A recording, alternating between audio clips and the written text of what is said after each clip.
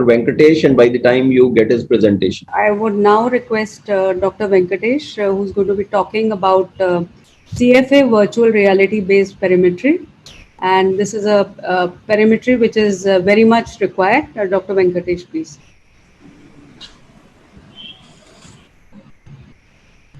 Thank you, madam, and I sincerely thanks AOC for getting all the innovators into the platform. The need of the day. I think even at crisis, people have to think out of the box. So this is again a good opportunity to showcase some of the innovations which has been happening across the country. So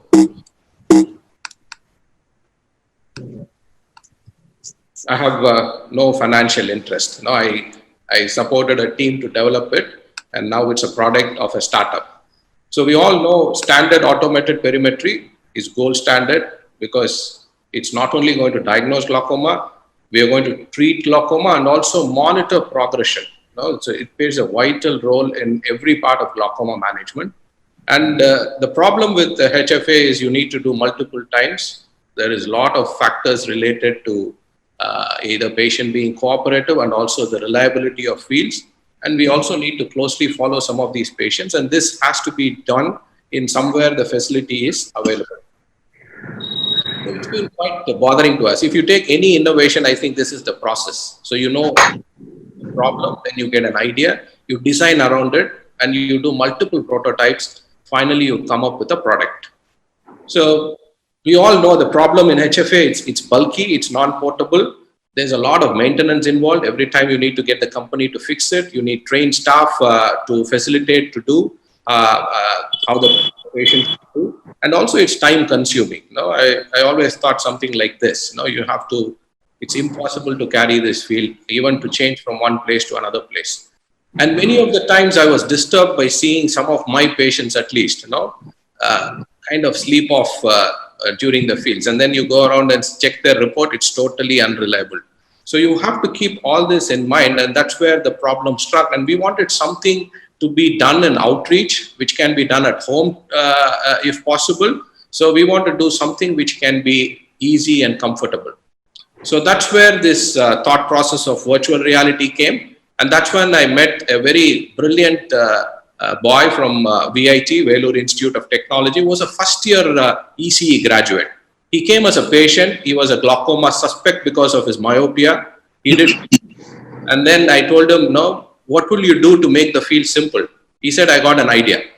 So then he came back with his virtual reality idea, and then we both closely worked from December 2015 across a couple of years to come up with the first prototype, which was again a mobile-based unit.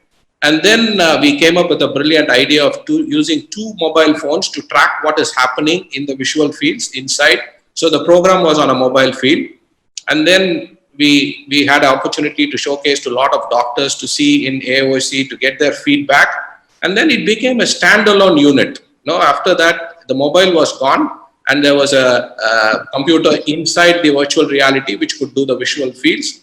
And we did a clinical trial in 2018, and we also published in 2019. And now the supra threshold visual field analyzer is available as a commercial product, and the company is now a startup company, which is already patented, and also most of the paperwork is done.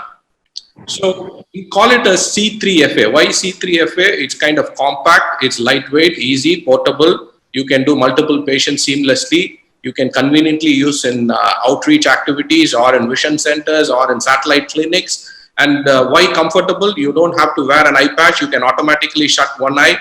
You can sit in any posture. You can lie down and also do fields. And also there's chance for fatigue because the time taken is very less. We are still working on publishing the cost effectiveness paper, but it's low. It's considerably low cost when compared to the HFA. And also teleophthalmology, which is the need of the day, is also possible in a CFA. If you see the differences between these two, minimal, it may take 15 minutes for an HFA, but for a CFA, it's something which is less than 5 minutes. Its positioning is kind of flexible. Even the patient can lie down and do. It's kind of handy, it's definitely portable. The cost comparison you can see on the screen. And if you take another important point, do you have to give a refractive correction? It's not required. Up to a certain diopters, plus or minus 5, it's not required. Beyond that, you may have to give lenses which can be put into the VR itself. And again, it's not required. You can self-administer and the patients can do comfortably. And once they do a couple of times, they get very easy to do it. And if you see any distraction, so this is one thing which I was a little concerned when I was using the tablet-based perimetry. There were a lot of distractions externally, but VR didn't have any distractions and there is no need for an eye patch. So you see some of those reports which compared to the HFA with a lot of clinical trials, and we also tried to validate. I'm just going to briefly tell you. Now it's come back again. Madam? Madam, is there an issue? No, you continue. I think that is Dr. Chandrama. Dr. Chandrama, please mute yourself. Okay, right. So we did a lot of work initially to begin with, and then we did a formal trial, and we included patients which normally have glaucoma more than 70 below, more than 40 and below 70 years, best corrected vision of better than 6:1, any type of glaucoma, and the field should be also reliable. And we also had a normal age match control in our study. And then we excluded any other neurological or any other pathology like diabetic retinopathy, vein occlusions, and also these suspects were actually not excluded in the study. The two groups, both the glaucoma and controls, we did randomization, and then we did HFA first or CFA first, followed by the next investigation.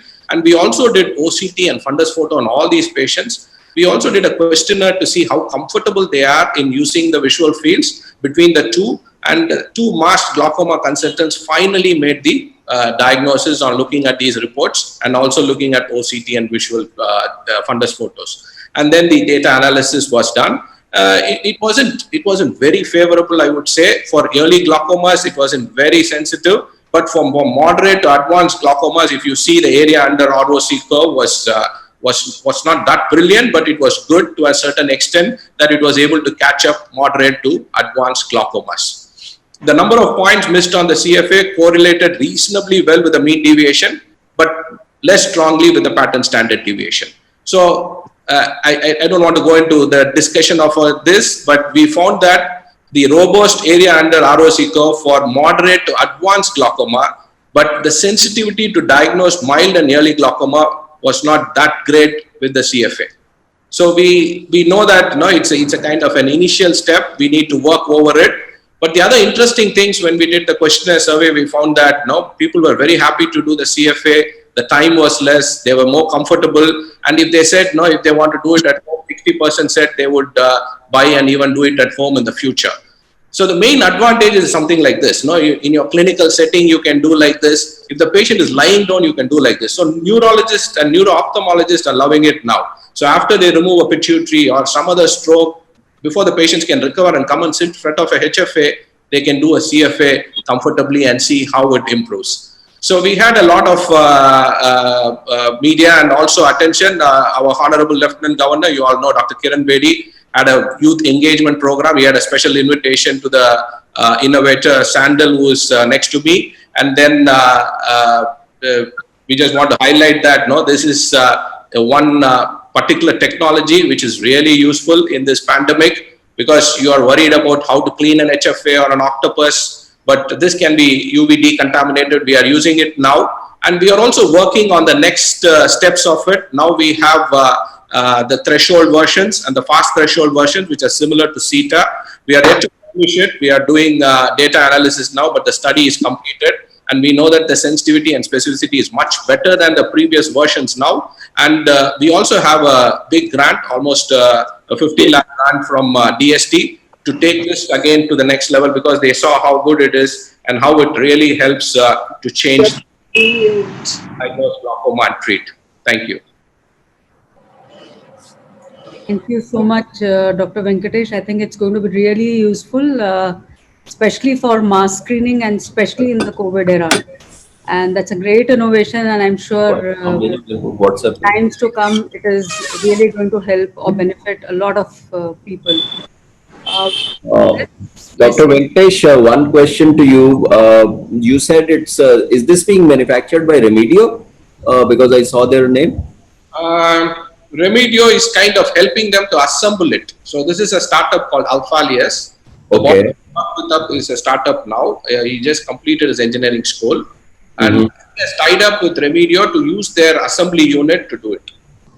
Okay, so there is another similar looking analyzer that has been patented by, I think, Amar and Priya Narang, or by Amar Agarwal. How different is it from that?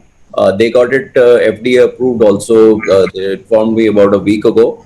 Have you had a look at that? How different is yours from theirs?